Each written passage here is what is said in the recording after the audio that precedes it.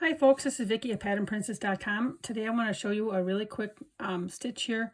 This I'm making a cowl and I'm working it flat. I'm going to be joining the edges here. Just weave when I'm done. I'm going to just be weaving the yarn through the stitches and weaving the yarn in, cutting it off, and then I will have a beautiful cowl. And it's going to be one that I'm going to fold over around the neck. So I'm just about done with it, and I'm making it chunky.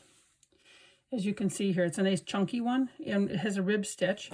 And I'm using 2 skeins of yarn, just 2 skeins of Caron Simply Soft. This is what I have left. And so it should be just shy of both skeins being used. I have a couple more rows to go, and that'll just about use this up, and then I'll join it. But I wanted to show you how to do this. And like I said, I'm using the 2 skeins together. So there's the 2 loops on the hook here. And I'm just doing a half double crochet, but I'm doing it in the back loop. When you do a half double crochet in the back loop, let me pull this back out. Let me show you. Here's the top of the stitch, here's the front loop, and then here's the back loop. This, rather than when you normally crochet, oftentimes the pattern will say to go through underneath these 2 top loops, but today we're just going to go through the back one. So we're going to insert our hook kind of in the middle of these 2 loops and then just go through the back one, okay? So I'm going to start each row, I start off with a chain 2, and that gives me the right height for my half double crochet. So here's 1, 2 chains. I yarn over, and of course when I did the chain 2, that counts for this very first stitch right here. So I don't work in that stitch because that chain 2 accounted for my first half double crochet in the row. Some patterns have you do a turning chain of 2 and then you don't work into it. I struggle with that. I feel like my edges get really wonky and I just can't keep it straight. This way, I'm sorry, I'm backing up here. This way I find that I have a really nice straight edge. I know exactly where my last stitch is, and it takes all the guesswork out for me. So this is how I do it. I do the chain 2. That counts as my first half double crochet, okay? So then I don't work in that first stitch, I work in this stitch. So right here, I'm going to work on the back loop. Make sure you put your yarn through both of those, or I should say your hook through both of the pieces of yarn right here, because there is the 2 pieces of yarn right there. Because remember, I'm holding 2 pieces of yarn together to get the nice chunky look. Okay, yarn over, bring it through. I have 3 loops on my hook, and now I yarn over and I bring it through all 3 loops. And that's it. First stitch is done. And then I go through the next. Back loop, yarn over, and then I did all the way through the 3 loops. Each stitch, I just yarn over, go through the back loop. This is what I do in every single stitch across. It's very nice once you get your first row all done from the chain, when you work from the foundational chain. There really isn't much counting it after that. Once in a while I count just to make sure I'm on the right stitch count. I haven't dropped a stitch or anything, but you just look at your work, make sure it looks okay. So I'm just doing this all the way across, and it's the half double crochet in the back loop. So it's very simple, but it gives me a very nice ribbed stitch, and I love the chunky look.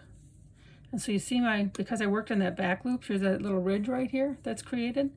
And then this is how the back looks. But when I turn it at the end of each row, that you get it's kind of like a reversible one. You get the ribbed look here as well. So I'm going to end up with a half double crochet right in this last stitch, because this was my top chain of my first chain 2 of the previous row. Right here is my last stitch. So I will have a half double crochet in this back loop yet right here. And then here, right here is my last stitch. And you'll be able to tell because your edges will line up perfectly. Okay, so I'm going to crochet over to this and do that. And then the only thing left to do is a couple more rows. And then I'm going to bring my ends together and weave my yarn through. Okay, now I've come to the end of my row. And I'm going to do that last back loop, half double crochet, and then you can kind of tell, see if I stopped here, right here, I would have that little edge sticking out. So you can kind of tell, that helps you, give you the clue that you got to do this last stitch right into that top chain of those initial chain 2. And then when I do that, see how it's all of a sudden it's like you have a straight row, and then we just turn our work and we start off with our next row. We do our chain 2.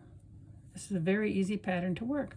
I will have all of the directions on the website, patternprincess.com. Please make sure that you like, share, and subscribe. I don't have my yarn hooks home right now. They're actually at my daughter's house. I work on this right now while I'm watching my grandbaby when he's sleeping, and I left them over there. So when I get this to the point where I have to join it, I will bring those home, and I'll get that video so you can see how I'm going to join it, okay? So that should help you. Hi folks, it's Vicki back again. So I finished all of my rows. Now I'm going to join my cowl together. This is looking really nice. It's nice and thick. I don't know if you can see how nice and thick this is. I really am liking it. And it's going to be nice and soft on my neck too. I actually made this in a couple different colors. This one here in like a teal color, and then like a burgundy color. So, and this is all of the yarn I have left. So it uses 2 skeins of yarn quite nicely. So what I'm going to do is this is my last stitch that I just finished here. And I have my yarn on my hook. I'm going to take the other side here, and remember we have this first stitch right here. So I'm just going to, whoops, gotta get my yarn here, keep a little bit the tension. So I'm going to insert my hook across the way through both loops. And I'm going to just yarn over and bring it through, and bring it through this first one. It's like a slip stitch. Okay, so now this first one is done. So the next stitch, I'm going to insert it in the back loop of the row that I'm coming back on, just like we normally would, because this is going to give you the ribbed look in the finished row. So it's going to be very hard to see where you started and stopped your cowl. And then I'm going to go through the bottom 2 loops of that other side, yarn over, bring it through, and then bring it through all of the loops on the hook. Now I'm just going to keep doing this, go through the back loop, and then go across and go through both loops, yarn over, bring it through. But I'm going to do this all the way across the whole edge of it until I have my cowl joined together. And I'm going to do a little bit more here. So I'm just slip stitching through this back loop and then both bottom loops of the other side. Yarn over and then bring it through all my loops. And whoops, I almost forgot to stick it on the other side. And in just a little bit here, I'll show you how it will look. And then when I get to the other side, what I do is I just bring my yarn through the last loop on the hook, and then to kind of fasten it off, so obviously your stitches don't pull out, and then I weave in my yarn ends. And because you are going to have 2 yarn ends from here, and you'll also have your beginning 2 yarn ends, which I did not weave in yet. There'll be 4 yarn ends to weave in. So I kind of find different spots to weave them all in, just so you don't have a lot of bulk created in those areas. And I'm just, every single stitch, I'm working up the way, and I'm aligning with a stitch on the other side. And it's kind of easy to see. You see that little spot right there? It's just where I'm sticking my hook and going through. I'll do just a couple more, and then I'm going to show you. And then your cowl will be done. This is a really quick project. I've worked actually on this cowl here while my first baby grandson was sleeping, and I made 3 of them in the last week, and I'm just finishing it now here tonight at home. I've been released. Otherwise, I've been kind of watching, helping watch him quite a bit. He's had some health problems, and now he's getting better, which is good. And be surprised this week he's going to be 3 months old. Okay, one more, and I'm going to show you, I promise here. Okay, I'm going to bring the yarn through here. So here's where I just slip stitched it. And if I didn't tell you that I just slip stitched it, would you know? Could you tell that? You probably couldn't. And let me show you the other side. Here's the other side. Can you tell where I did it? Right here is where I did it. That's the spot.